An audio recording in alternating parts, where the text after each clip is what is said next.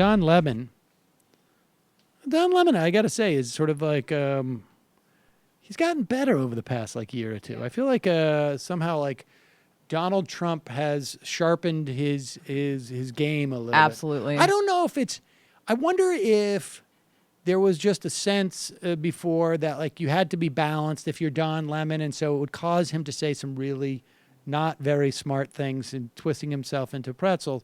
But now it seems like he can just sort of, I don't know, just be rational and respond in real time to his guests. And here he has on a radio host and Trump surrogate, John Fredericks, and the argument that Fredericks is trying to make is that in light of Donald Trump tweeting out all this stuff about the history and culture of our great country being ripped apart with the removal of our beautiful statues and monuments, seems to be making the argument, and this is not some type of parody by someone writing at Share Blue or something like that, that the reason these statues don't stand for the Confederacy, they stand for economic hardship. Here it is. It is sad to see the history and culture of our great country ripped apart. Are you with the president on this? Look, Don, the statues represent a history in America that you can't whitewash. President Obama said he wanted to transform America by changing its history. You can't do that. But the real issue is not the statues, Don. It's not about the Confederacy. The real issue with the people that want the statues, because they see their jobs going away, they see that urban America has basically taken them for granted, and they're taking away their jobs, they're taking away their culture, they're taking away their sons and daughters staying in towns. I just got back from... Pause it for 1 second. Pause for 1 second. Urban America has taken away their sons and daughters. I don't know if they do this in vans or whatnot in the dead of night. But... graduate school in my case. And I'm going to, just, he's going to... Lead in media Urban studies. America. All right, let's go. But what you're describing now, but actually, hold on. What you're describing now is racism. This is not racism. Is that not what... It's economics now. It's got nothing to do with You said that urban people are taking away their jobs. Urban people are taking...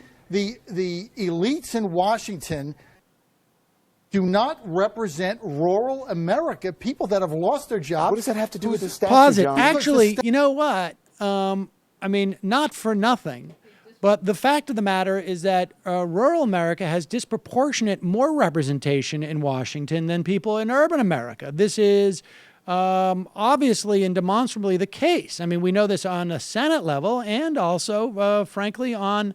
I don't know if it's as much in the context of a House level, right? I mean, because it's just by directly by population.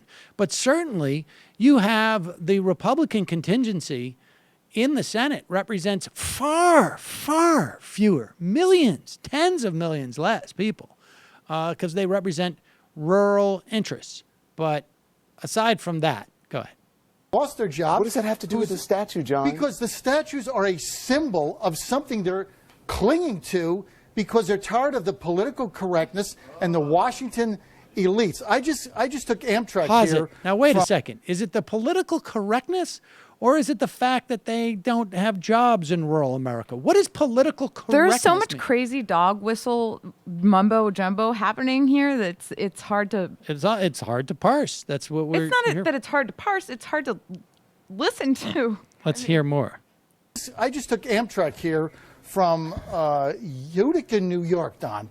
I passed in 4 blocks, Don. I passed 27 shuttered factories. These are the real statues of America that are gone away. Pause it. Now, those may be the real statues, but in Utica, New York, they don't have any Confederate statues. And empty factories are not statues. They're empty factories.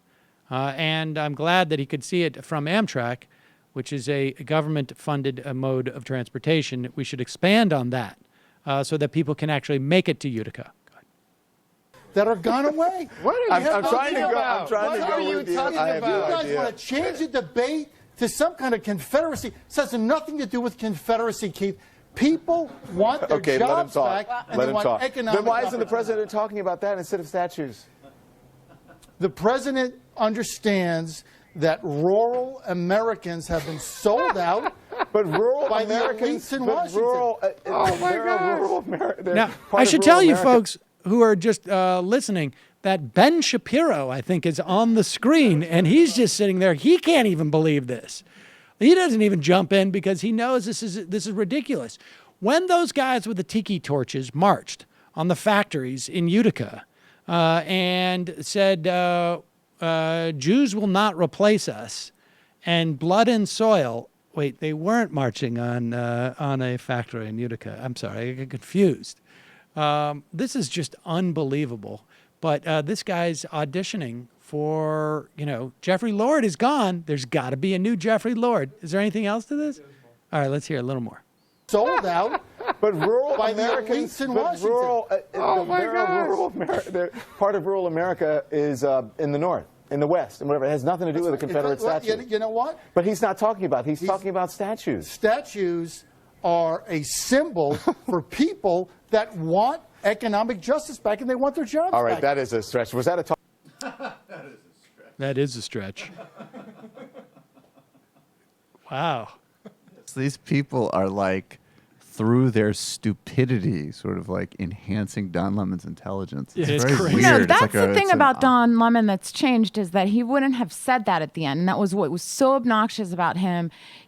I don't know if it's a year ago or so, but he would let people get away with saying stuff like that. And he would just be like, okay, and he would move on, and it was just, it's the same criticism as you always say about NPR, and it's like, he has the green light now because it's they're defending Trump. But I mean, honestly, if the same guy was making the same argument under a President Rubio, Don Lemon would be like, well, something to think about. Interesting concept. Yeah, and plus they know those moments go viral now because there's all right, like they totally tweet those different all the training. time. That's right. Don Lemon laughs at aging racist. Hi, folks. Sam Seder here. We still need your help on our Patreon page.